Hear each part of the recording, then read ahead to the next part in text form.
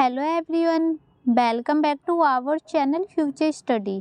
तो गाइस, इस वीडियो में जो बीए प्रोग्राम के स्टूडेंट है सेमेस्टर थर्ड के, आपका पॉलिटिकल साइंस डिसिप्लिन सब्जेक्ट है, इसके इंपॉर्टेंट क्वेश्चन विद आंसर आपको इस वीडियो में कराने जा रहे हैं। और ये video DU, SO, regular NCF सभी स्टूडेंट के लिए इंपॉर्टेंट होने वाली है।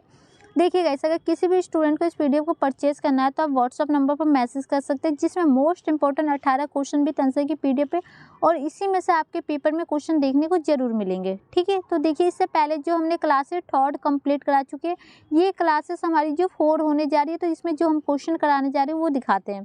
क्वेश्चन फर्स्ट हमने कंप्लीट करा चुके हैं, सेकंड भी कंप्लीट है, थर्ड भी, एंड 4 क्वेश्चन है जो उस क्वेश्चन का आंसर आपको इस वीडियो के अकॉर्डिंग हम आपको बताएंगे। क्वेश्चन 4 ये देख सकते हैं आपके सामने स्क्रीन पर।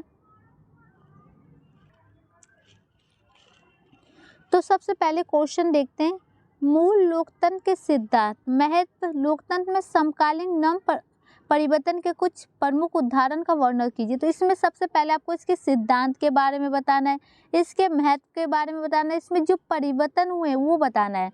तो एक क्वेश्चन के अंदर 3 क्वेश्चन अटैच है, इसे देख सकते हैं, इनके अलग से भी क्वेश्चन आ सकता है।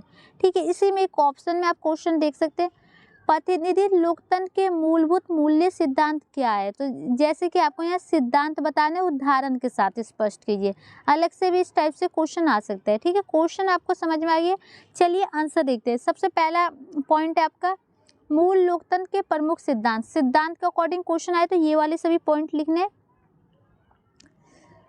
समावेशी भागीदारी, मूल लोकतंत्र की मान्यता है कि समर्थक सहभागिता केवल चुनाव तक ही सीमित नहीं होती, यह सभी स्तर पर नीति निर्माण प्रक्रिया में प्रयोग की सक्रिय भागीदारी पर बल देती है, जन जुड़ाव की संस्कृति का पोषण करती है।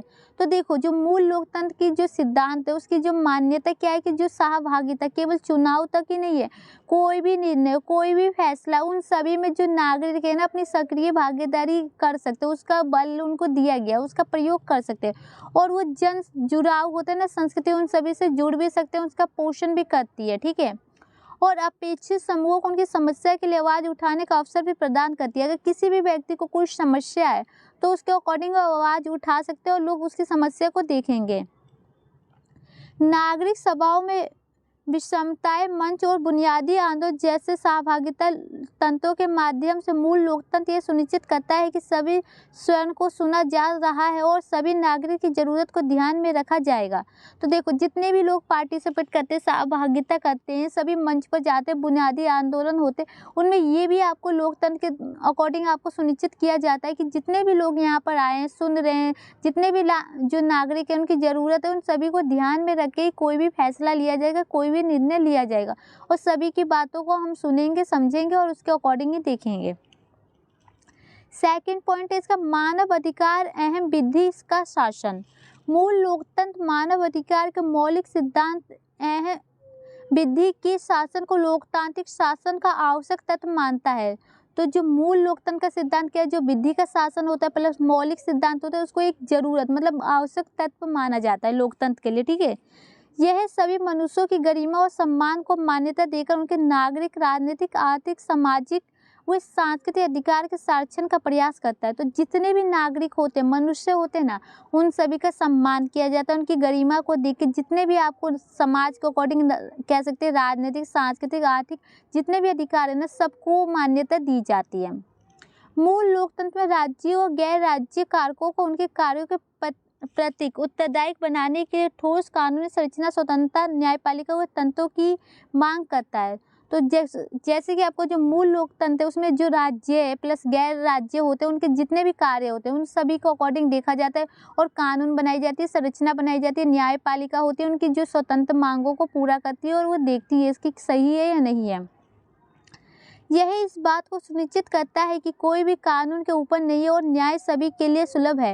मतलब कि कानून के ऊपर कोई भी व्यक्ति नहीं है, चाहे वो अमीर हो या गरीब हो, न्याय की जो व्यवस्था है सभी के लिए एक जैसी है, किसी के साथ कोई भी भेदभाव नहीं है। तो इसका थर्ड पॉइंट है सामाजिक न्याय और समानता। मूल लोकतंत्र सामाजिक असमानता को संबोधित करने का प्रयास करता है तथा एक अधिक न्याय संगत और समानता मूलक समाज को बढ़ावा देता है। इसमें इस बात को मान्यता दी गई है कि लोकतंत्र निर्धनता, भेदभाव और बहिष्कारों से ग्रस्त समाज में नहीं पनप सकता। तो देखो जो मूल लोकतंत्र वो क्या कहता है कि जो समाज में जितने भी लोग हैं, जो भी असमानता होती है उस सबको खत्म किया जाए, प्लस सबके साथ जो न्याय संगत समानता मूलक समाज को बढ़ावा दिया जाए, प्लस सभी को मान्यता दी जाए, प्लस जितने भी जो निर्धन व्यक्ति है भेदभाव नहीं किया जाएगा, किसी का भी बहिष्कार नहीं किया जाएगा। ऐसे में जो लोकतंत्र की समाज की स्थापना हम नहीं कर सकते, ये कहा जा रहा है। मूल लोकतंत्र का उद्देश्य धन, आय व अवसरों में विषमताओं को कम करके ये सुनिश्चित करना है कि सभी नागरिक की शिक्षा, स्वास्थ्य, आवास एवं सामाजिक कल्याण की सुविधा मिले। तो जो मूल लोकतंत्र है उसका उद्देश्य क्या है कि जितने भी पैसे के अकॉर्डिंग जो भी अवसर होते हैं इन सबको कम किया जाए, प्लस जो नागरिक है उनको सभी को समान रूप से जो शिक्षा दी जाए, उनके स्वास्थ्य के अकॉर्डिंग उनको दी जाए, प्लस आवास मतलब रहने की जगह, सामाजिक कल्याण की सुविधाएं सारी उपलब्ध कराई जाए।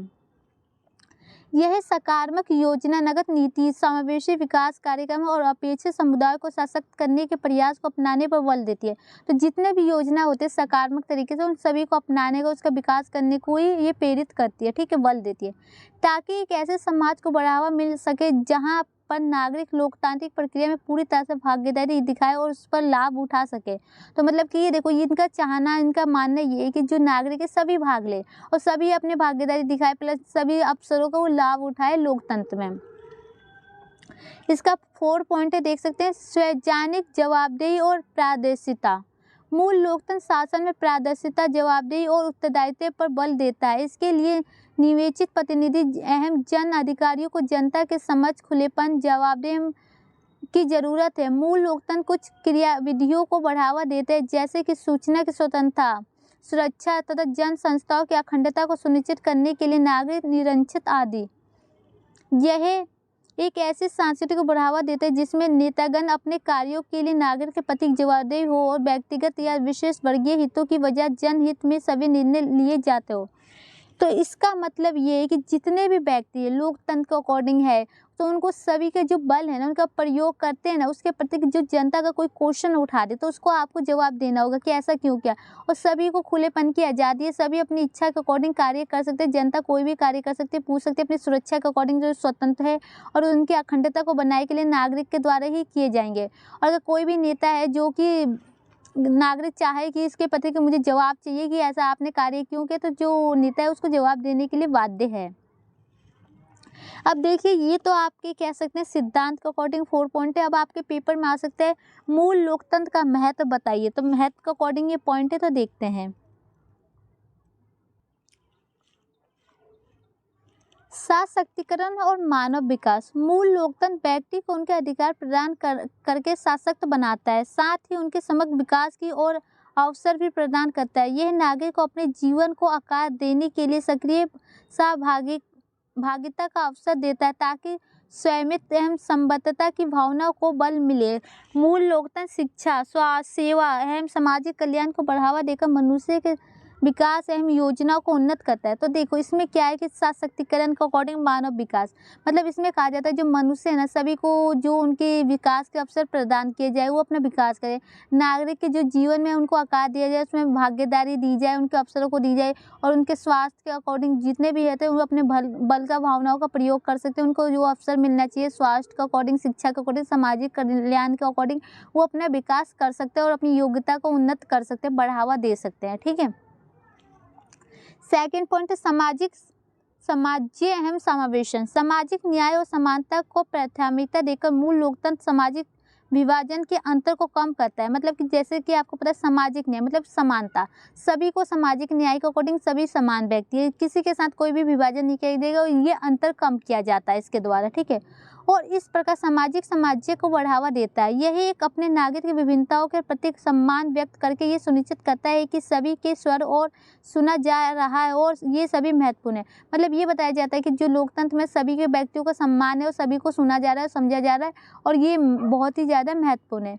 मूल लोकतंत्र एकजुटता की भावना को पोषित करता है, मतलब कि एकजुटता मतलब एकता की भावना सब में होनी चाहिए, कोई भी भेदभाव नहीं, जिसमें एक ऐसे समाज को बल मिले जहां विभिन्न शांतिपूर्व अस्तित्व के साथ रह सके और साझी लक्ष्यों के लिए सहयोग कर सकते हैं। मतलब कि ये ऐसे समाज की कल्पना करना चाहते हैं जहां सभी लोग एक दूसरे के साथ मिलजुल के रह सकते हैं, सभी अपने लक्ष्य उद्देश्यों की प्राप्ति कर सकते हैं, अपना सहयोग करें प्लस अपना विकास करें। थर्ड पॉइंट है स्थायित्व एवं संघर्ष समाधान, मूल लोकतंत्र और संघर्ष समाधान के लिए उत्प्रेरक का काम करता है। सामाजिक समस्याओं के मुख्य कारणों को संबोधित करके यह संयुक्त निर्णय निर्माण प्रक्रिया को बढ़ावा देकर ये सामाजिक अशांति और हिंसा की भावना को कम करता है। मूल लोकतंत्र संघर्ष समाधान एवं संधि वार्ता व समझौता के लिए शांतिपूर्वक तंत्र प्रदान करता है।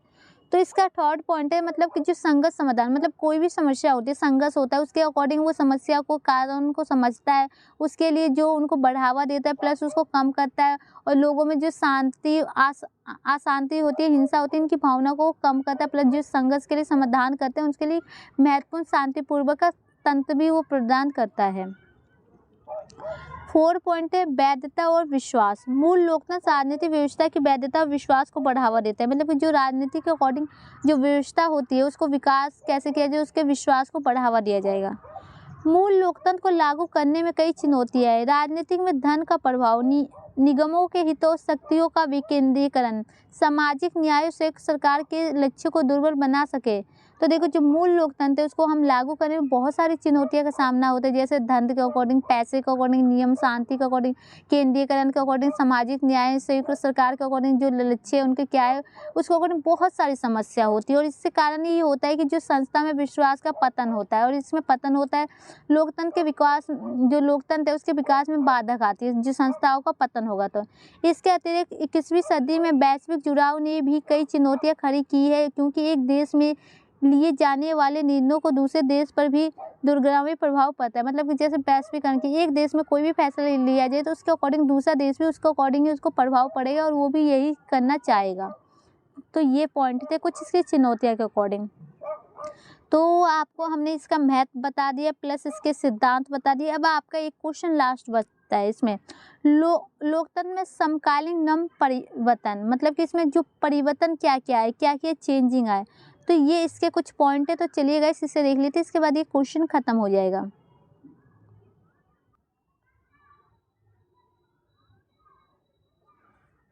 लोकतंत्र में समकालीन नम परिवर्तन का संबंध उन नए विचारों एवं व्यवहार से है जो हाल ही के कुछ वर्षों के नजर आए हैं। इसका उद्देश्य लोकतांत्रिक शासन में सुधार करना और निर्णय निर्माण प्रक्रिया में सहजनभागिता को बढ़ावा देना है। लोकतंत्र में समकालीन नम परिवर्तन के कुछ प्रमुख उदाहरण इस प्रकार है। तो देखो गाइस यहाँ पर आपको पता है कि जो ये परिवर्तन है क्यों आए और ये किस लिए आए, ये भी कि कुछ वर्षों के अकॉर्डिंग ही यहाँ पर आए। और जो इसका उद्देश्य क्या है कि जो लोकतंत्र में शासन में सुधार, मतलब कि जो लोकतंत्र में सुधार हम कैसे कर सकते हैं, उनके जो निर्णय का प्रयोग होता है, कोई भी फैसला लेने का, उसमें जन सहभागिता को कैसे बढ़ावा दे, मतलब जनता भी उसमें पार्टिसिपेट कर सकती है, अपने फैसले दे सकती है, अपने निर्णय दे सकती है, ये उसको कैसे बढ़ावा दिया जाए। तो इसके अकॉर्डिंग ये कुछ पॉइंट है, जैसे देख सकते हैं। फर्स्ट पॉइंट है ई लोकतंत्र। इसके अंतर्गत लोकतांत्रिक प्रक्रिया को बढ़ावा देने के लिए तकनीकी का इस्तेमाल शामिल है, जैसे कि इलेक्ट्रॉनिक वोटिंग, ऑनलाइन परामर्श और सहभागी बजट आदि। ई लोकतंत्र जनता को लोकतांत्रिक निर्णय निर्माण प्रक्रिया में अधिक सुगम एवं सुविधाजनक अवसर प्रदान करता है, जिसमें पारदर्शिता एवं उत्तरदायित्व को बढ़ावा मिलता है। तो ई लोकतंत्र क्या होता है, जैसे कि आपको पता है कि इलेक्ट्रॉनिक वाले जो वोटिंग मशीन होता है, इसके द्वारा जनता को वहाँ पर पार्टिसिपेट कर सकते हैं, अपने निर्णय निर्माण दे सकते हैं, इसके द्वारा बहुत ही आसानी से, और ये सुविधाजनक अवसर प्रदान करता है। ठीक है, तो इसमें लोकतंत्र को बढ़ावा मिलता है जनता को। सेकेंड पॉइंट है इसका विषमताएं लोकतंत्र। इसके अंतर्गत लोगों के विभिन्न समूहों द्वारा महत्वपूर्ण मामलों पर एकजुट होकर तक पूर्ण एवं सम्मानपूर्व संवाद करना शामिल है। इसके अंदर क्या होता है कि मतलब बहुत सारे जो लोग हैं ना, एक साथ इकट्ठा होकर कोई भी फैसला है ना, उसको अकॉर्डिंग वो सम्मानपूर्वक संवाद मतलब बातचीत कर सकते हैं, ये सभी शामिल है। ठीक है, विषमता लोकतंत्र का उद्देश्य एक अधिक सूचनाबद्ध अहम विवेकशील नीति निर्माण प्रक्रिया को बढ़ावा देना है, जो ये सुनिश्चित करता है कि विभिन्न दृष्टिकोण को ध्यान में रखते हुए और उत्कृष्ट उपलब्ध प्रमाणों द्वारा निर्णय लिए जाए। मतलब कि जितने भी दृष्टिकोण है, जितने भी लोगों के विचारक है, सबके जो फैसले को ध्यान में रखा जाए, उसके अकॉर्डिंग कोई भी दृष्टि के द्वारा ही सभी निर्णय को उपलब्ध कराया जाए, कोई भी फैसला लिया जाए। थर्ड पॉइंट है इसका नागरिक सभाएं।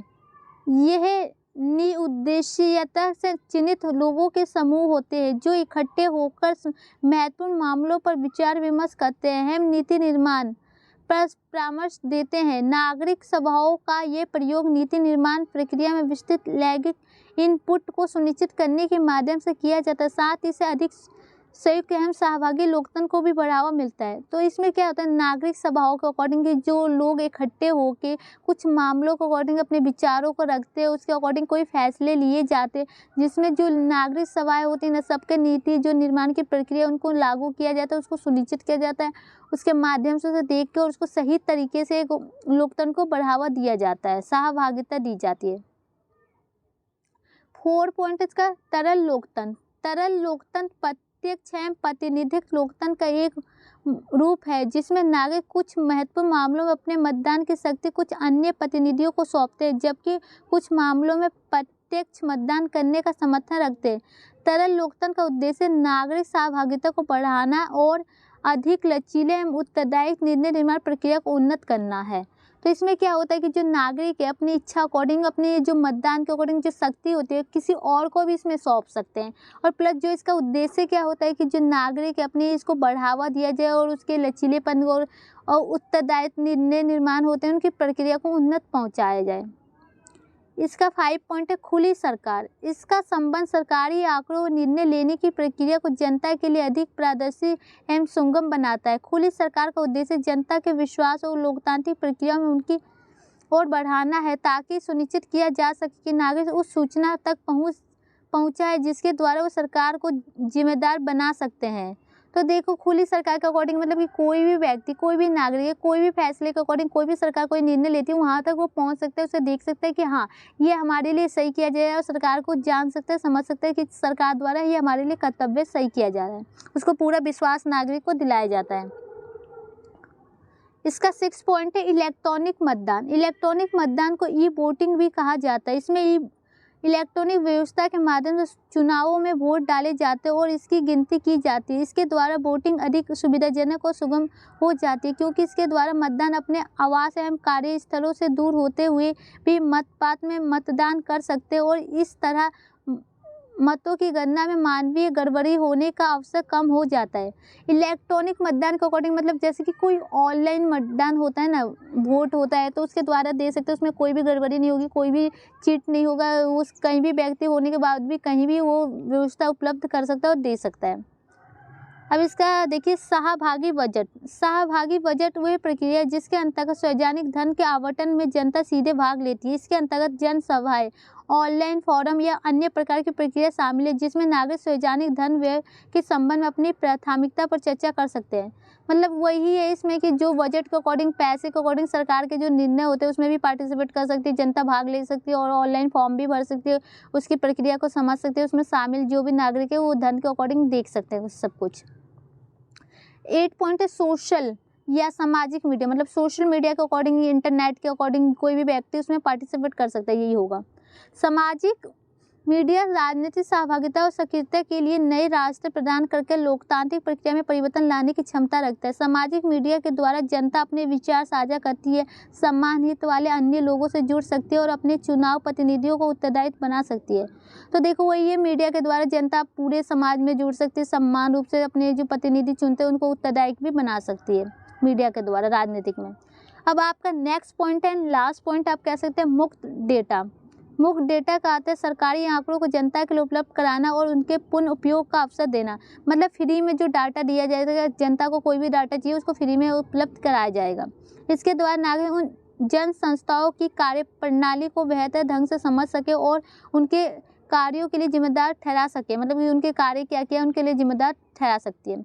ये सभी लोकतंत्र में समकालीन नम परिवर्तन के कुछ प्रमुख उदाहरण हैं जो दुनिया भर में सामने आ रहे हैं, जहां ये सभी नम परिवर्तन लोकतांत्रिक प्रक्रिया एवं संस्थाओं को मजबूत बनाने में समर्थ करते हैं। वहीं ये ऐसे पर्सन भी खड़े होते हैं कि इनकी सभी नागरिक के लिए एक संयुक्ता, पारदर्शिता एवं जवाबदेही को कैसे सुनिश्चित किया जाए। मतलब कि यही है कि जो जैसे कि आपको पता है ये परिवर्तन कुछ अच्छे भी काम कर रहे हैं लेकिन कुछ बुरे भी हो रहे हैं, कि जैसे कि पूरी जनता को कैसे हम जवाब दे सके, कैसे कर सकते हैं।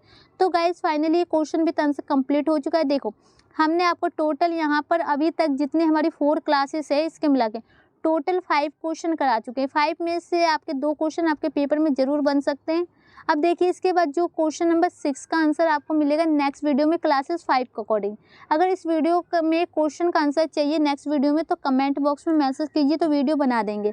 तो ठीक है, वीडियो अच्छी लगे तो लाइक शेयर कीजिएगा। किसी भी स्टूडेंट को इस पीडीएफ को परचेस करना है तो आप व्हाट्सएप पर मैसेज कर सकते हैं, और ये इंपॉर्टेंट क्वेश्चन भी आंसर होता है जो आपके पेपर में आने के चांस काफ़ी ज़्यादा होते हैं। Thank you.